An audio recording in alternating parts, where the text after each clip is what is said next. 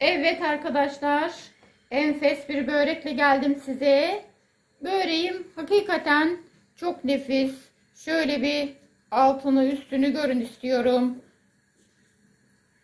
İç malzemesi dolu dolu ve çok da lezzetli.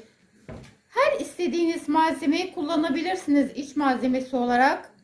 Emin olun çok güzel. Ve şimdi buyurun yapım aşamalarına birlikte geçelim. Evet, hamuru oluşturmak için 1,5 su bardağı suyumuzu aldık. 1 çay bardağı sıvı yağ. İster normal sıvı yağ, ister zeytinyağı kullanabilirsiniz arkadaşlar. 1 çay bardağı yoğurdumu alıyorum. Evet, biraz karıştırdık malzemelerimizi. Şimdi 5,5 su bardağı unumu dahil ediyorum. Ancak 1 tatlı kaşığı tuzumu da dahil ediyorum. Evet, şimdi hamurumuzu yoğurmaya başlıyoruz.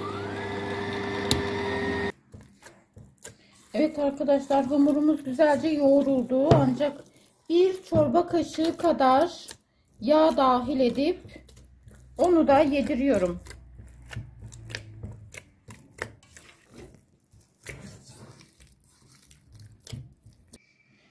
Evet, yağını yedirdim. Şimdi üzerini kapatıp 20 dakika dinlendiriyorum. Evet arkadaşlar, böreğimizin iç malzemesini hazırlarken yarım kilo doğradığım pırasamı biraz kavuracağım. Bunun için yarım çay bardağı zeytinyağı dahil ettim.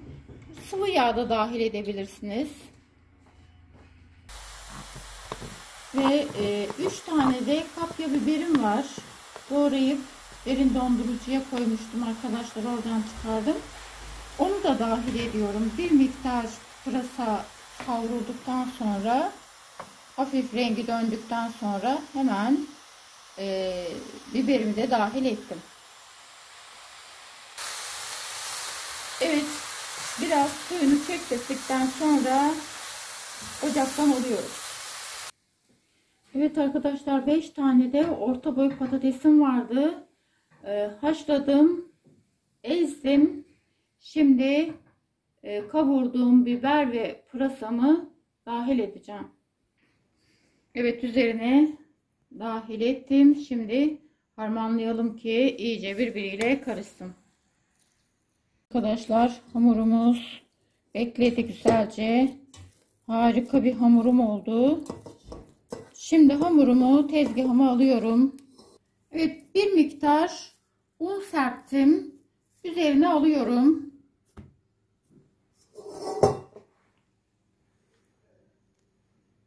Hamuruma da bir miktar un serptim. Evet, hamurumu biraz unladıktan sonra şöyle uzattım. 5 eşit parçaya böleceğiz.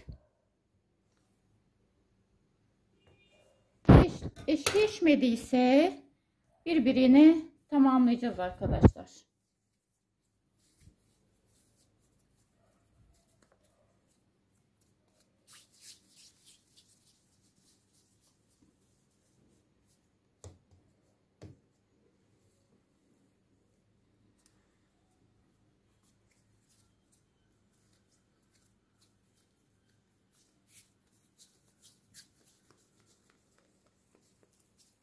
Evet, bezelerimizi hazırladık. Bezelerimizi tamamıyla unluyoruz. 4 tanesini kenara alıp üzerini örtüyoruz.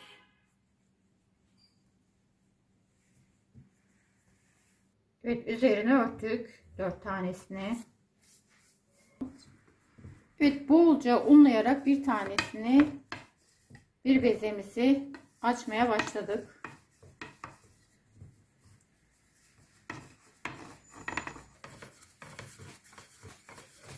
Evet, oklavamızla güzelce açıyoruz.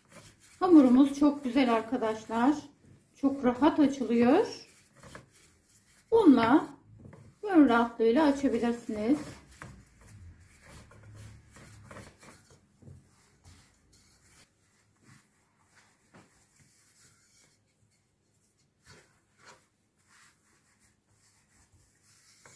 Gördüğünüz gibi kendiliğinden yayılıyor.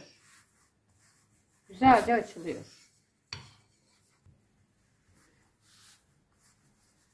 Evet, kocaman açıldı güzelce.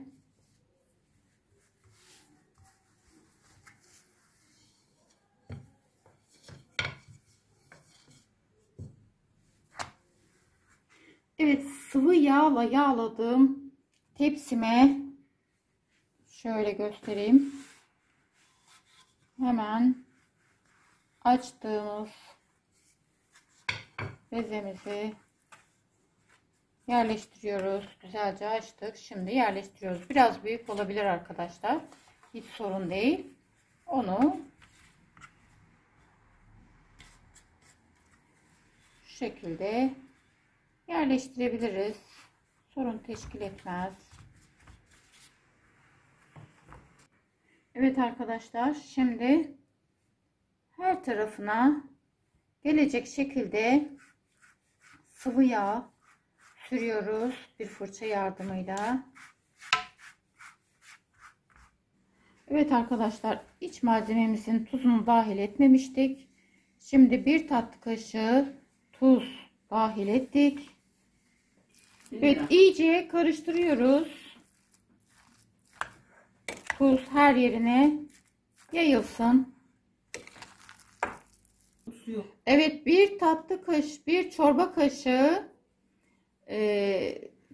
tatlı pul biber dahil ediyorum.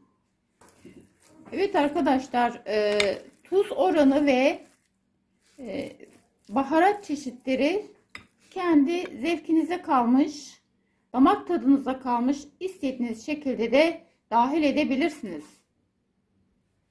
Evet arkadaşlar, hazırladığımız iç malzemeden her yerine gelecek şekilde yayalım. Hatta iç malzemesini 4'e bölerseniz arkadaşlar çok daha rahat olacaktır. Ve her tarafına yaydık.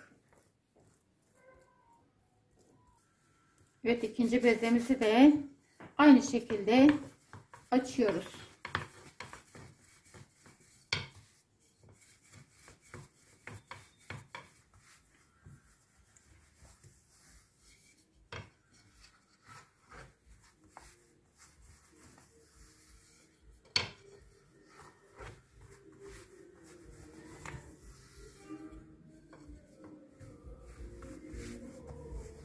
Evet, ikinci bezemizi de açtık. Hemen üzerine, malzemenin üzerine yerleştiriyoruz. Evet, yine yerleştirdikten sonra her tarafına gelecek şekilde sıvı yağla yağlıyoruz. Ve yine iç malzememizden her tarafına yayıyoruz. Tüm bezelerimizi bu şekilde ayarlıyoruz arkadaşlar. Her araya malzemeden koyuyoruz. Yani 4 aramız olacak. 4 araya koyuyoruz. Son bezemizi de açıyoruz. Evet, un ihtiyaç duyduğunda bezenizi açarken un serpebilirsiniz gönül rahatlığıyla.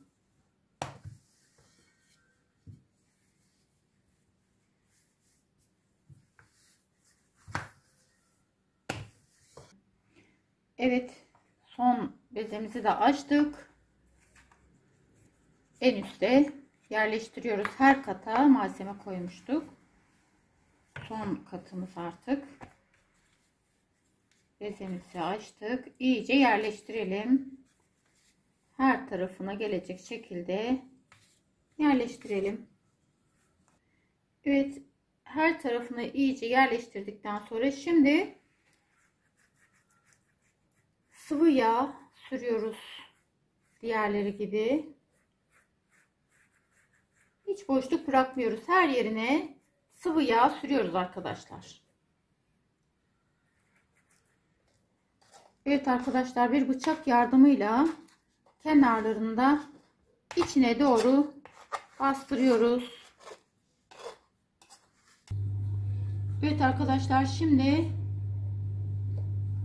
böreğimizi doğruyoruz. İstediğiniz şekilde doğrayabilirsiniz. Kendi göz zevkinize de kalmış. Ben bu şekilde doğruyorum.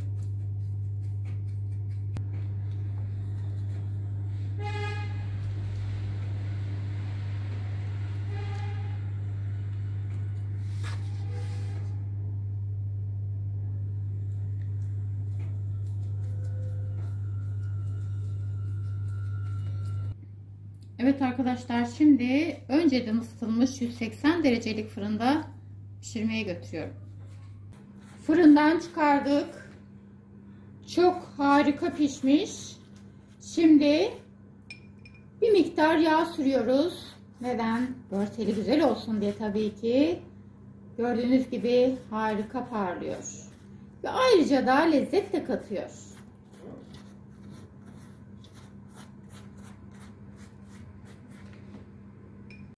Evet arkadaşlar, tekrardan kestiğimiz yerden bir daha bıçakla kesiyoruz.